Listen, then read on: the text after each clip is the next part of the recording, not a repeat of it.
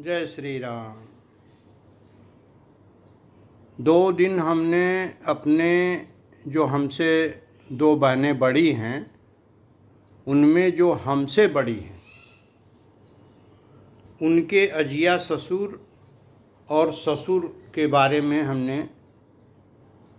अपनी भावनाएं व्यक्त किया था। और आज मुझे याद आया कि हमारे जो सबसे बड़ी बहन थी, जो 2 बहनें बड़ी थी, सबसे बड़ी वाली, उनके जो ससुर थे उनमें भी बहुत विलक्षणता थी।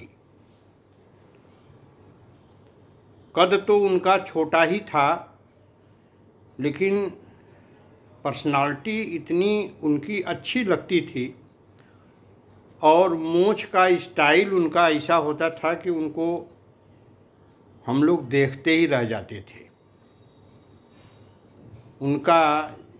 उनके चेहरे पर वो मूंछ इतना अच्छा लगता था कि उनको देख करके मन प्रसन्न हो जाता था।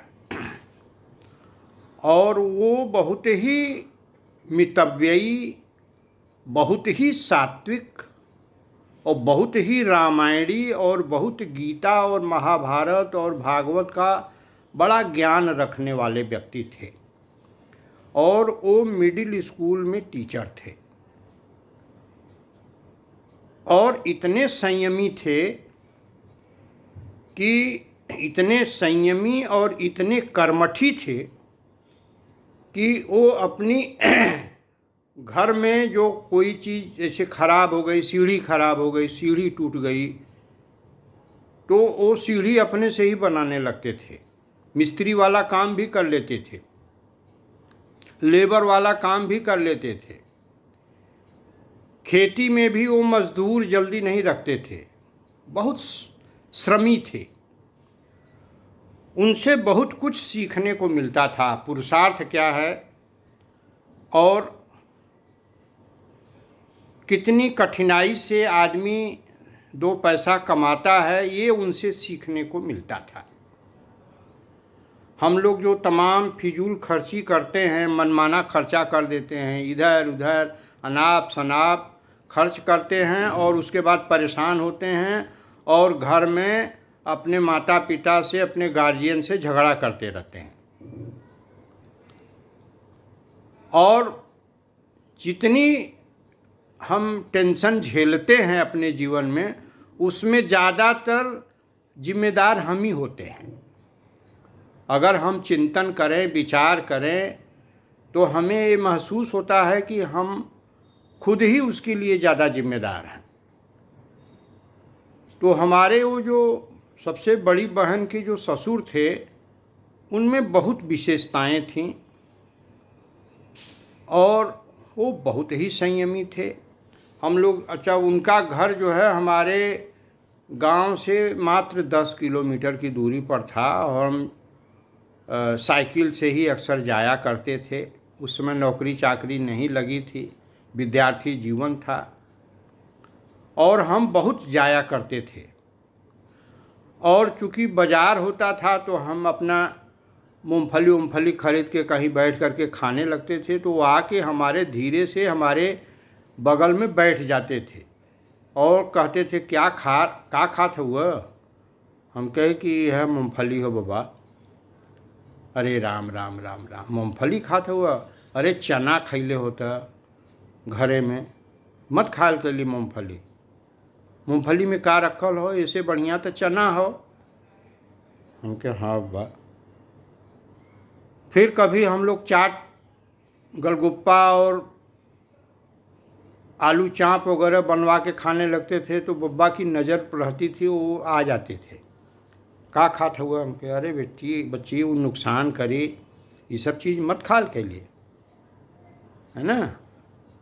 अच्छा, उसके बाद जब हम लोग सुबह लोटा का पानी लेके जब मैदान में जाते थे तो प्रायः उनसे भेंट हो जाती थी रास्ते में।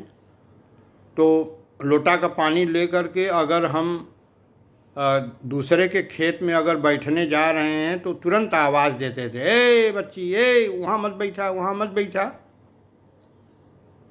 उठावा लोटा वहाँ से। उसके बाद जो है जो अपना खेत होता था उसमें वो कहते थे कि जाओ मन बैठा। तो और अपने काम से काम रहते थे और बहुत ही मेहनती रहते थे। वो आराम बहुत कम करते थे। विद्यालय में भी अपने समय से जाना और पूरी मेहनत से पढ़ाना और पूरी ईमानदारी से पढ़ाना, और अपने बलबूते उन्होंने अपने नाती पोतों सबका शादी विवाह सब किया और मोछ पताव देते रहते थे।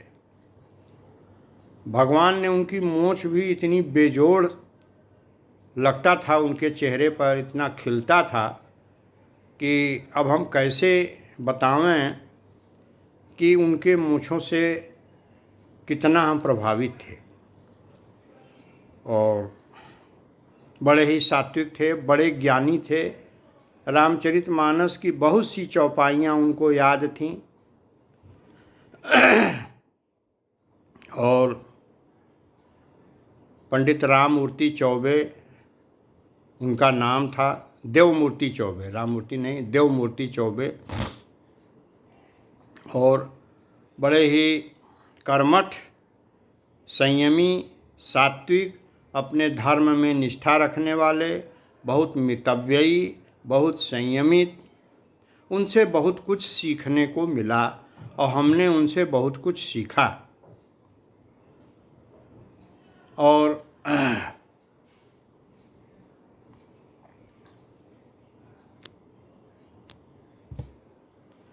तो आज हमारे मन में आया कि हम अपने उन रिश्तेदार जिनके प्रति मेरी बड़ी श्रद्धा थी, मैं उनको नमन कर रहा हूँ। अब तो इस दुनिया में नहीं हैं।